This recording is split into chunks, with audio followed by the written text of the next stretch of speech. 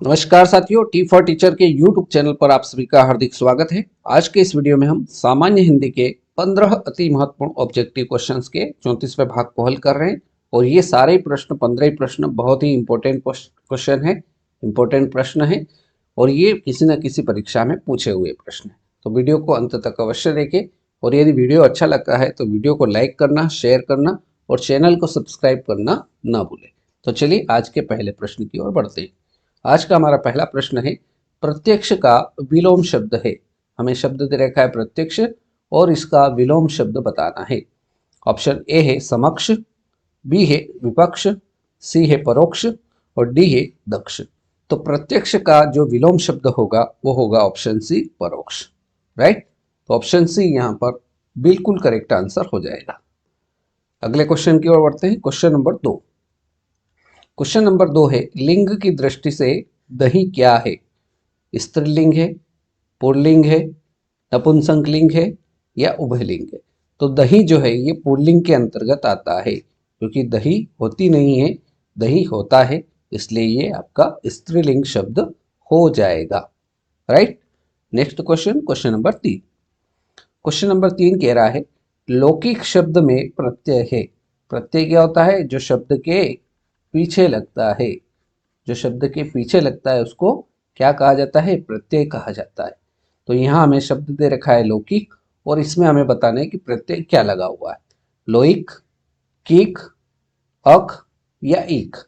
तो लौकिक शब्द में जो प्रत्यय होगा वो होगा ईक। ऑप्शन डी इसका एकदम सही जवाब हो जाएगा। प्रश्न संख्या 4। प्रश्न संख्या 4 है, निम्न में से शुद्ध शब्द है। चारों में से हमें शुद्ध शब्द का चयन करना है। पूजनीय, पूजनीय, पूजनीय या पूजनीय। तो इन चारों में से पूजनीय जो है वो कौन सा शुद्ध रूप है? तो शुद्ध शब्द जो है आपका ऑप्शन सी पूजनीय जो है वो इस प्रकार से शुद्ध रूप होता है। तो यहाँ पर ऑप्शन सी बिल्कुल सही उत्तर हो जाएगा। अगला क्वेश्चन, क्वेश्चन नंबर 5। प्रश्न नंबर 5 कह रहा है, अपने हाथ से स्वयं काम करो। क्या दे रखा है वाक्य? अपने हाथ से स्वयं काम करो। वाक्य का शुद्ध रूप होगा, ऑप्शन ए है अपना काम स्वयं करो, बी है अपने से अपना काम करो, सी है स्वयं से काम करो और डी है हाथ से अपना काम करो। तो देखिए यहाँ पर अपने हाथ से स्वयं काम करो, इसका जो शुद्ध रूप होगा वो पहला वाला ऑप्शन देखते हैं, अपना काम स्वयं करो, एकदम सही उत्तर हो जाएगा। दूसरा देखते हैं, अपने से अपना काम करो, ये वाक्य शुद्ध नहीं लग रहा है। स्वयं से काम करो, ये भी शुद्ध नहीं हो रहा है। हाथ से अपना काम करो, ये भी शुद्ध नहीं हो रहा है। तो यहाँ पर ऑप्शन ए बिल्कुल करेक्ट आंसर रहेगा। अगला क्वेश्चन, क्वेश्चन नंबर 6। प्रश्न संख्या 6 में बोला है, मेला शब्द का बहुवचन शब्द बताना है। मेली, मेलो, मेले या मेलिया।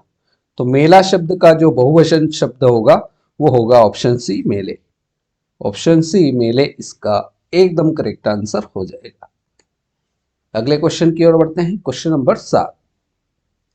प्रश्न क्रमांक 7 है, निम्न में संयुक्त व्यंजन कौन सा है? ड, ड़, ज्ञ या च। तो इन चारों में से संयुक्त व्यंजन बताना है। तो यहाँ पर संयुक्त व्यंजन जो है वो ज्ञ हो जाएगा। ऑप्शन सी इसका एकदम सही जवाब रहेगा। संयुक्त व्यंजन होते कितने हैं? तो टोटल संयुक्त व्यंजन जो है वो 4 होते हैं। कौन कौन से होते हैं ये भी अपने को जानकारी में होना चाहिए। क्षत्रिय वाला, त्रिशूल का, ज्ञानी का और श्र, ये आपके चारों जो है ये संयुक्त व्यंजन के अंतर्गत आते हैं। तो इन चारों में से कौन सा ऑप्शन में आ रहा है? ज्ञ यहाँ पर आ रहा है, इसलिए ऑप्शन सी इसका एकदम सही उत्तर हो जाएगा। आगे बढ़ते हैं क्वेश्चन नंबर 8 की ओर। प्रश्न क्रमांक 8 बोल रहा है, हिंदी भाषा का प्रथम प्रामाणिक ग्रंथ कौन सा है? हिंदी भाषा का प्रथम प्रामाणिक ग्रंथ कौन सा है? सतसई, पृथ्वीराज रासो, गबन या उदल। तो हिंदी भाषा का प्रथम प्रामाणिक ग्रंथ जो है वो है पृथ्वीराज रासो। ऑप्शन बी एकदम सही उत्तर हो जाएगा। और इसके लेखक कौन है?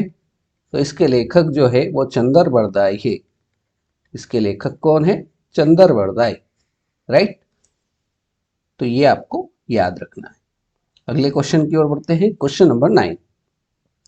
क्वेश्चन नंबर 9 है, खिड़की किस प्रकार का शब्द है? तत्सम शब्द है, देशज शब्द है, तद्भव शब्द है या संकर शब्द है? तो खिड़की ये आपका देशज शब्द के अंतर्गत आ जाएगा। तो ऑप्शन बी इसका एकदम सही उत्तर हो जाएगा। प्रश्न क्रमांक 10, बहुत ही अच्छा प्रश्न है, परीक्षा में आया हुआ प्रश्न है, सारे आए हुए प्रश्न ही है। क्वेश्चन नंबर 10 है, अलंकार का शाब्दिक अर्थ होता है वस्त्र, आभूषण, वर्ण या विशिष्ट? तो अलंकार का जो शाब्दिक अर्थ होता है वो होता है आभूषण। ऑप्शन बी एकदम सही उत्तर हो जाएगा। अलंकार का यदि हम संधि विच्छेद करेंगे तो ये बनेगा अलम, अलम धन कार। अलंकार का संधि विच्छेद क्या होगा? अलम धन कार, राइट। तो ये बात भी अपने को पता होना चाहिए। अगला question, question number 11। Question number 11 है, खिली हुई हवा आई फिरकी सी आई चल गई, पंक्ति में अलंकार है। फिर से पढ़ते हैं क्वेश्चन को। खिली हुई हवा आई फिरकी सी आई चल गई, पंक्ति में अलंकार है। उपमा अलंकार, श्लेष अलंकार, उत्प्रेक्षा अलंकार या इनमें से कोई नहीं? तो देखिए, वाक्य में जब भी सी आ जाए, सा आ जाए, सम आ जाए तो वहां पर उपमा अलंकार होता है। क्या है? उपमा अलंकार में सा, सी या सम आए। तो यहां क्या आया है? फिर की सी आया है, इसलिए उपमा अलंकार ऑप्शन ए बिल्कुल सही उत्तर हो जाएगा। Next question, question number 12। Question number 12 है, गधा शब्द क्या दे रखा है? गधा शब्द का तत्सम रूप है गधा, गधर्भ, गद्रभ या गर्धभ? तो गधा शब्द का जो तत्सम रूप होगा वो ऑप्शन डी गर्धभ इसका बिल्कुल करेक्ट आंसर हो जाएगा, राइट। अगले क्वेश्चन की ओर बढ़ते हैं। Question number 13। क्वेश्चन नंबर 13 है, किस समास में दोनों पद मिलकर एक नया अर्थ प्रकट करते हैं? बहुब्रीहि समास, कर्मधारय समास, तत्पुरुष समास या अव्ययी भाव समास? तो किस सब समास में दोनों पद मिलकर एक नया अर्थ प्रकट करते हैं? तो ये होता है बहुब्रीहि समास में। ऑप्शन ए एकदम सही उत्तर हो जाएगा। Question number 14। क्वेश्चन नंबर 14 है, जो किसी शब्द के पूर्व लगकर उस शब्द का अर्थ बदल देते हैं।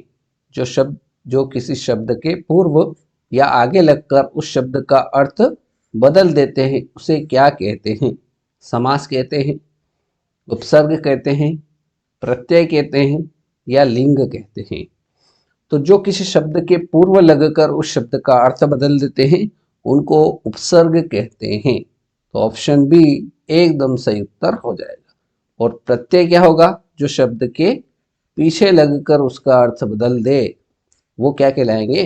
प्रत्यय कहलाएंगे। तो यहाँ पर आगे का पूछा था, पूर्व का पूछा था, इसलिए उपसर्ग ऑप्शन बी एकदम सही उत्तर हो जाएगा। अब बारी है आज के इस वीडियो के अंतिम प्रश्न, प्रश्न संख्या 15 की। क्वेश्चन नंबर 15 है, निम्न में से कौन सी दिनकर की रचना नहीं है? कुरुक्षेत्र ये दिनकर की रचना है। मृगनयनी ये क्या दिनकर की रचना है? ये दिनकर जी की रचना नहीं है। उर्वशी ये रामधारी सिंह दिनकर जी की रचना है। रश्मिरथी ये भी रामधारी सिंह दिनकर की रचना है। तो मृगनयनी जो है ये रामधारी सिंह दिनकर द्वारा रचित रचना नहीं है। किसकी रचना है ये भी आपको याद होना चाहिए। ये जो रचना है ये है वृंदावन लाल शर्मा की, वृंदावन लाल वर्मा की। ये रचना किसकी है? मृगनयनी वृंदावन लाल वर्मा की रचना है, राइट। तो फ्रेंड्स, आज के इस वीडियो में हमने सामान्य हिंदी के 15 महत्वपूर्ण ऑब्जेक्टिव क्वेश्चंस को हल किया। उम्मीद करता हूँ वीडियो पसंद आया होगा। तो आज के इस वीडियो में इतना ही। मिलते हैं नेक्स्ट वीडियो में ऐसे नए प्रश्नों के साथ। तब तक के लिए जय हिंद, जय भारत।